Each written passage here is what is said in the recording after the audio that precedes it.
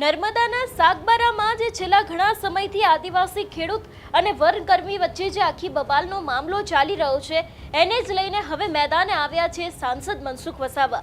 માહિતી એવી પણ છે કે જે લોકો છે એ લોકોની રજૂઆત સીધી જ ગાંધીનગર સુધી કરવામાં આવી છે। શું છે આખો આ મામલો, તેની સાથે મનસુખ વસાવા દ્વારા જે પત્ર લખવામાં આવ્યો છે તેની અંદર પણ શું કહેવામાં આવ્યું છે તેની વાત આ વિડીયોમાં। નમસ્કાર, હું હંસિની અને તમે જોઈ રહ્યા છો નિર્ભય ન્યૂઝ। આપણે જોયું હતું કે છેલ્લા ઘણા સમયથી ક્યાંક આદિવાસી ખેડૂત અને વનકર્મી વચ્ચે બબાલનો જે મુદ્દો છે તે ખૂબ જ ચર્ચામાં આવ્યો છે।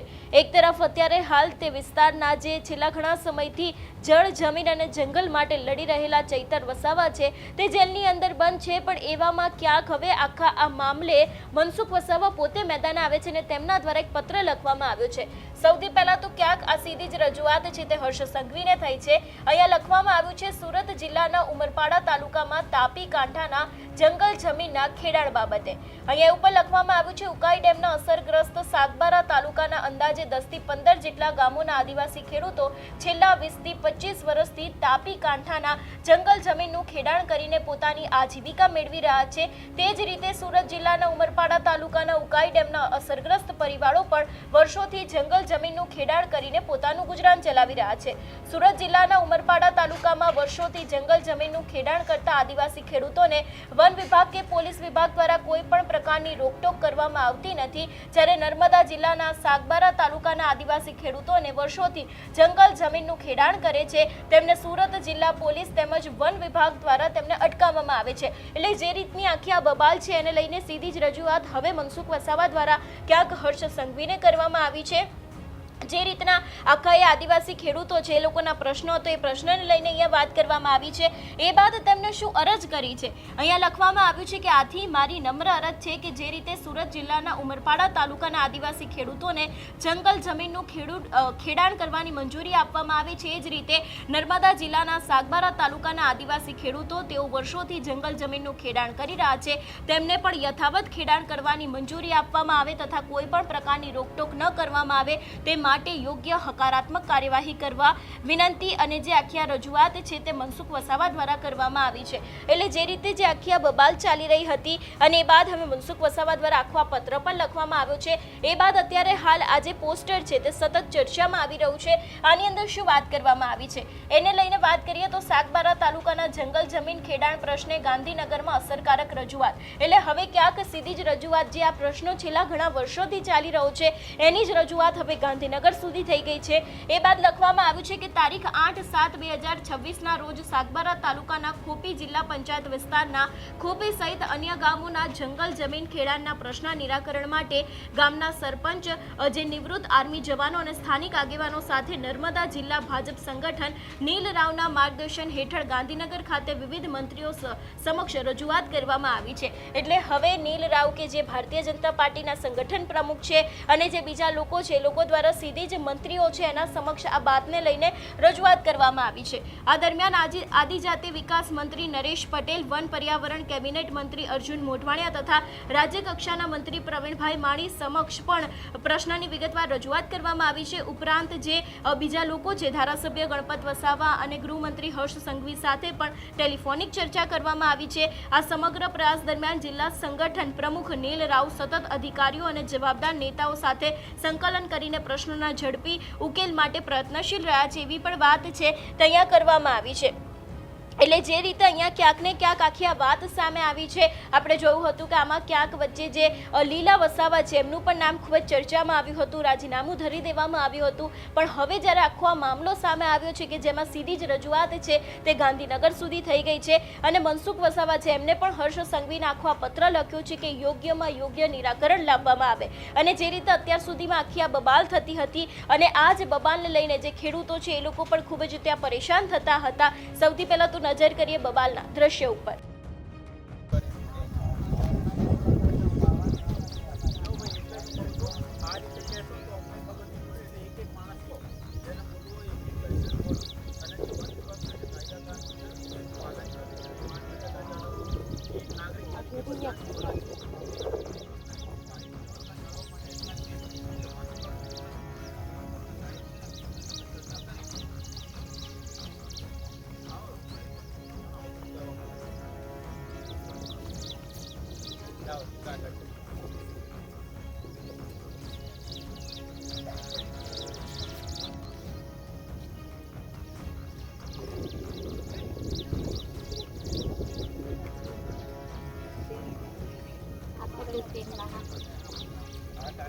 આ તો તમે રજૂઆત કરેલી છે બરોબર છે, પણ આમાં તમારી સનદો ક્યાં ત્યાં કંઈ કેટલી સનદો તમે માટે દાવા કરેલા છે? તમારી જોડે કોઈ કાગળિયા છે તમારા? ધારો કે તમે 5 લોકો છો તો ત્યાં આ 5 લોકો આના માટે દાવો કરેલો છે, આટલા સમયથી ખેડો છો, કોઈ તમને હક દાવો મળ્યો છે ત્યાં આગળ ટીએસપીમાંથી?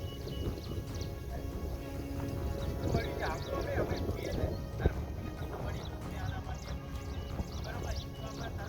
તમે આટલા ખેડો કાલ બીજા રાજ્યોમાંથી લઈને ખેડવાનું ચાલુ કરશે તો બધાને ખેડવા દેવાનું? તમે જ એક વિચાર કરો બરોબર છે, બધા એમ ચાલુ કરી દેશે સાહેબ આ તો અમારો હક છે, આટલા વર્ષથી અમે ખેડીએ છીએ, બધાને ખેડવા દેવા? ત્યાં સુધી અમે તમને ના નથી પાડતા, તમને મળી જશે તમારું છે તો તમે ખેડશો, પણ જ્યાં સુધી તમારું નથી મળેલું અને તમે દાવા અરજી બી હજી તમારી આમાં 50% લોકોની દાવા અરજી નથી. બતાવો તો 50% લોકોની દાવા અરજી નથી. રજૂઆત ના ચાલે દાદા. હું એમ કહેવા માંગુ છું કે તમે કાગળ ઉપર કમ્પ્લેટ હતો, અમે તમને કોઈ જ ના નથી પાડતા કંઈ કામગીરી કરવા માટે, તો જ્યાં સુધી કંઈ જ નથી તમે આટલું વાવેતર કરેલું હતું ગયા વર્ષે બધા રોપા ઉખેડી નાખ્યા. અમારી જોડે વિડીયો છે.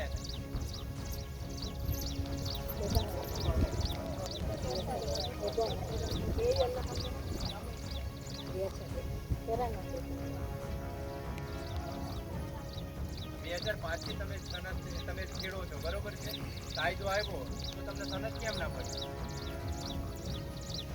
નહીં, આખા દુનિયામાં જેટલા લોકો 2005 થી ખેડે છે બધા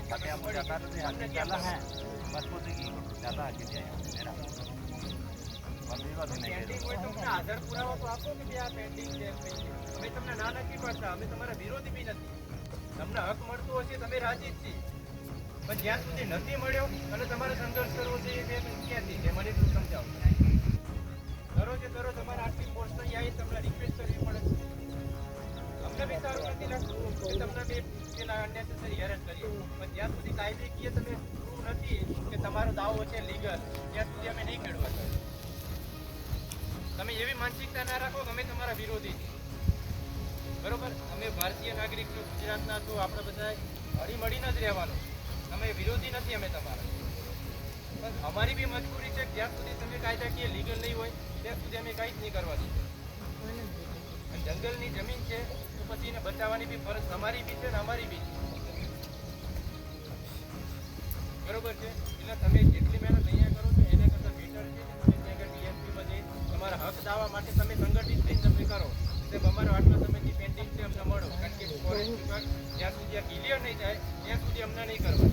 થઈ જશે તો અમને કોઈ વાંધો નથી. એને જેટલી સનદ મળી હતી કોઈ દિવસ તમે એ વિચારો કે ભાઈ ફોરેસ્ટ ડિપાર્ટમેન્ટે જેના સનદ મળેલી છે એના હક રોક્યા સાંભળ્યું છે કોઈ દિવસ મળી છે એને કોઈ દિવસ નથી. તમે કાગળ ઉપર બી નથી ચાલુ, તમે એવું ઈચ્છો છો તમે થોડું મળી બધું ખેડી લેશો તો એ વસ્તુ પોસિબલ નથી તમારે.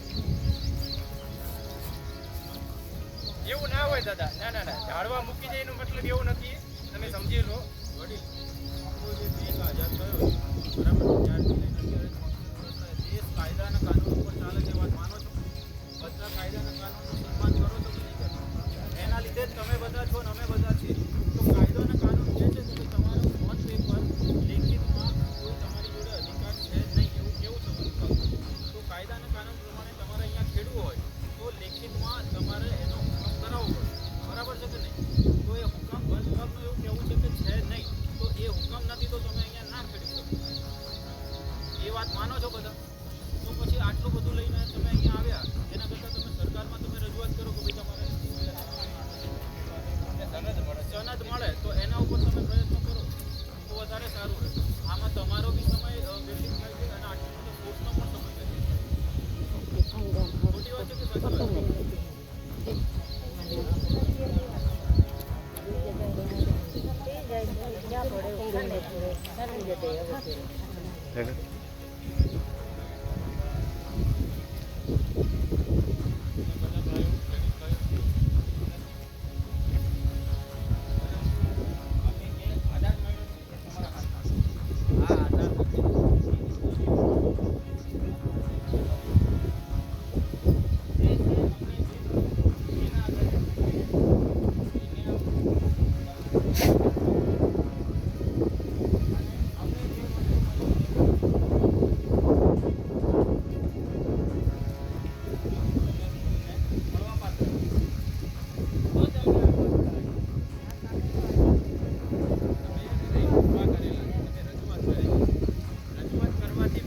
વેલિડ નથી થઈ જતી.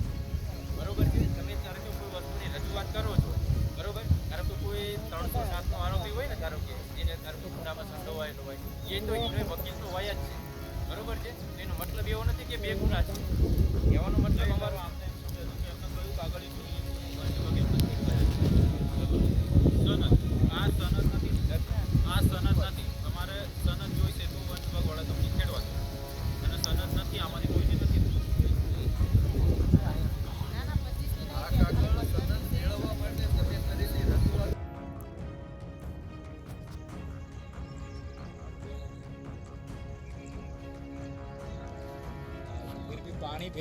पानी भेजो ऐसा करो कुछ.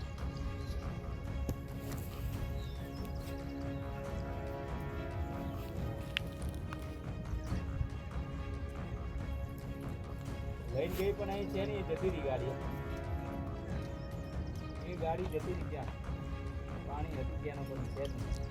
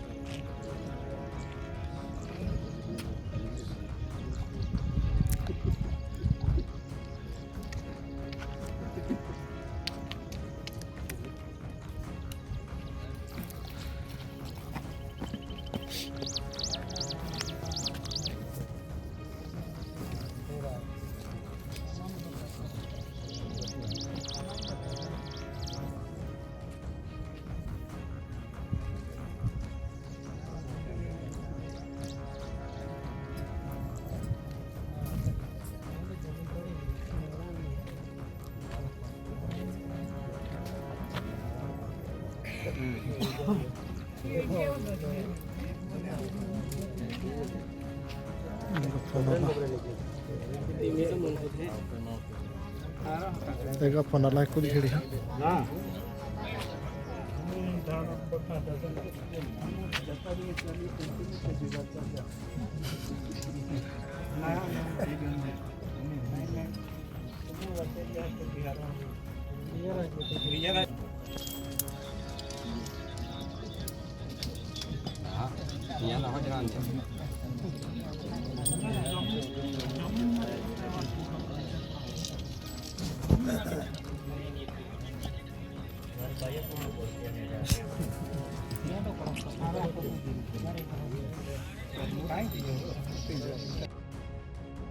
હવે અહીંયા જોવાનું એ પણ રહેશે કે જે રીતે રજૂઆત કરવામાં આવી છે ગાંધીનગર સુધી ટેલિફોનિક વાતચીત થઈ છે, ઘણા બધા લોકોને સમક્ષ પણ રજૂઆત કરવામાં આવી છે, તો હવે આ વાતનું નિરાકરણ ક્યારે આવે છે, આ વિષયને લઈને તમારું શું માનવું છે અમને કમેન્ટ કરીને ચોક્કસથી જણાવજો. તેની સાથે અમારી ચેનલ નિર્ભય ન્યૂઝને લાઇક, શેર અને સબસ્ક્રાઇબ કરવાનું ભૂલશો નહીં. નમસ્કાર.